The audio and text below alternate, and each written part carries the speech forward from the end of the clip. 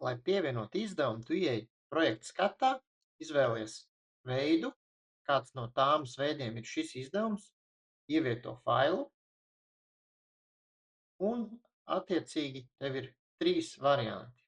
Viens ir ar AI podziņu uzspiest, un viņš nolasīs tos datus un iedos tev informāciju šajās ailēs, kur tu pēc tam var pārskatīt, uzspiežot uz šī faila virsū un salīdzināt summas, vai intelekts nav kļūdījies.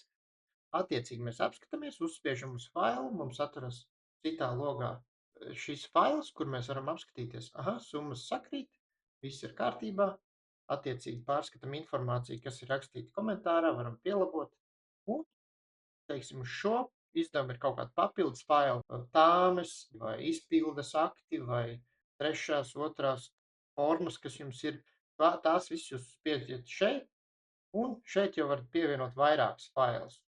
Pieņemsim tur 4 failus. Ja mēs pievienojam, visi 4 faili ielādējās. Un, kad tie ir ielādējušies, attiecīgi mēs to visu izdevumu varam saglabāt. Spiežam saglabāt izdevumu, izdevums saglabājas, un jūs vienmēr esat kā pirmais izdevuma apstiprinātais. Tas, kurš ievieto failu, ir pirmais apstiprinātais. Tad, attiecīgi, ir iespēja to izdevumu apstiprināt, uzspiežot uz šī ķekša. Nospiežot uz tā, parādīsies šāds loks, kur jūs tālāk pēc tam jau ievedot savu paroli, variet apstiprināt. Kad šis izdevums ir apstiprināts, tad nākošajam apstiprinātājam hierarhijā aizies ēpasts, ka viņam ir jāapstiprina šis konkrētais izdevums. Šeit jūs tāpat varat pārskatīt visu informāciju par apmaksām, par visām summām. Tālāk šeit jūs redzēt informāciju, kas ir summa apmaksai. Šis ir veids, tāmes veids šim izdevumam. Izdevums ir apmaksāts vai nav apmaksāts. Šeit ir darījuma partneris, rēķina numurs, rēķina datums un izpildes datums. Šeit zemāk ir pielikums. Pielikumu uzspiežot jums citā logā atvērsies pavadzīme vai rēķins. Šeit ir arī linka iespēja, kur jūs nospiežot šo pogu, uzreiz variet pēc tam iekopēt to apstiprināšanas logu kādam citam lietotājam, lai viņš var vai nu apstiprināt, vai apskatīt, vai apmaksāt. Un tāpat arī šeit uzspiežot uz nākamā apstiprinātāja uzvārdu, jūs uzreiz varēsiet arī aizsūtīt tam lietotājam WhatsApp ziņu, lai viņš apstiprina to izdevumu. Šeit varat redzēt, kādu lietotāju jau ir apstiprinājuši šo izdevumu. Tas pats arī rakstīsies komentāros klāt, vienkārši cikos tas ir noticis. Šeit jūs variet labot konkrēto izdevumu, uzspiežot uz tā, kamēr nav vismaz 2 apstiprinātāji. Kad ir 2 apstiprinājumi, tad jūs labot vairs nevariet. Tad jau jāprasa administrātora palīdzība, ja ir kāda kļūda ieviesusies. Ja konkrētajam izdevumam ir pievienoti faili, papildus faili, tad tie būs redzami šajā mapītē, un tā mapīte būs oranža. Uzspiežot virsū, var redzēt visus pievienotos failus, ko es tikko pievienoju. Attiecīgi admins viņus var izdzēst, ja viņi vairs nav vajadzīgi vai tie ir neprecīzi, un pievienot papildus failus arī var jebkurš cits. Teiksim, jums laika gaitā šim izdevumam nāk klāt vēl kaut kādu failu, jūs droši jums varat pievienot papildus klāt šeit. Mēģināsim otru variantu. Mēs ievietojam failu, kuru failu, tas mums ielādējas, norādam veidu, spiežam AI+, un attiecīgi izdevums saglabājas uzreiz bez jūsu iesaistes.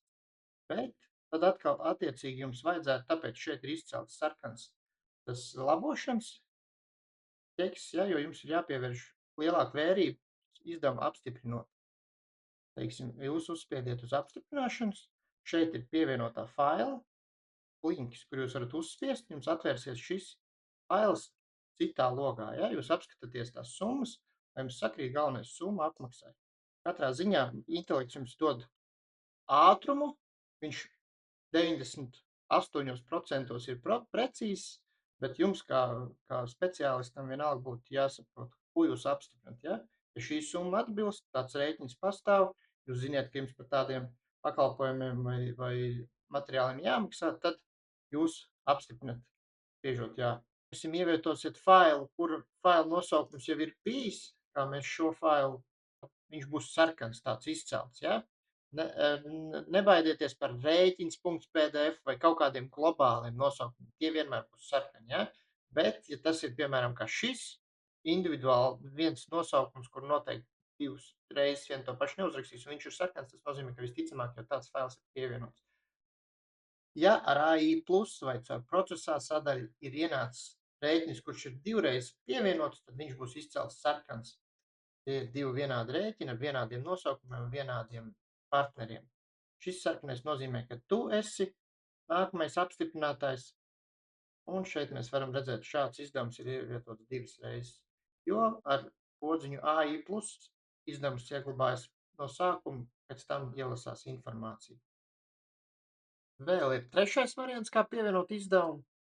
Atvērsim lielo skatu, pievienojam veidu, partneri, atkal ievadīsim testu, ievadīsim summu, un attiecīgi mēs, piemēram, norādam ar PVN, viņš automātiski savada visas summas.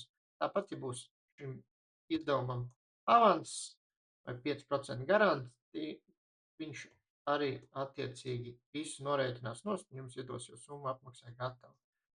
Tad atliek vienkārši pievadīt rēķinu numuru, datumu, apmaksas termiņu un paskaidrojumā ierakstīt komentāru. Tāpat tās varam pievienot papildus spēlē nepieciešams, vai arī vienkārši saglabāt izdevumu. Tas saglabāsies uzreiz, tāpat būs pirmais apstiprinātājs, un attiecīgi tev ir arī iespēja šeit izvēlēties ķeksi visi vai neapstiprinātie. Šobrīd rādas tikai tavi neapstiprinātie izdevumi. Šādi būs visi, un šādi būs neapstiprinātie. Tas nozīmē to, ka visi izdevumi, kas tev šajā projektā ir neapstiprināti, izcelsies un būs redzami šajā skatā. Un attiecīgi šī summa ir summa bez PVN, kopsumma visiem šiem izdevumiem. Ja mēs izvēlamies visus, tā būs kopsumma visiem. Ja mēs izvēlamies kādam konkrētam partnerim, tas būs konkrētā partnera kopsumma bez PVN. Tad vēl variet meklēt pēc partnera. Mēs, piemēram, uzliksim testu. Mēs redzēsim visus izdevumus, kas ir saistībā ar testu partneri. Ja? Uzliksim, piemēram, citu partneri, pīrādziņus. Un te būs visi izdevumi, kas ar pīrādziņu. Tas tāds ātrais skats. Detalizētāk meklēšana ir bilants sadaļā, parādīšu citā video. Un tāpat tās varam arī kārtot visus, gan darbus, gan ienākumus, gan izdevumus pēc summas, sākot no augstākās, ja? Lai mēs redzam, kur ir lielākie tēriņi šajā un lielākie ienākumi šajā projektā. Kā arī meklēt pēc summas, jūs vienkārši ierakstīsiet summu šeit, un jums parādīsies tikai 223,70. Tāpat tās arī ienākumos un darbos tas 65,160 atkal tāds darbs, ja? Tas ir meklētājs, ātrais meklētājs.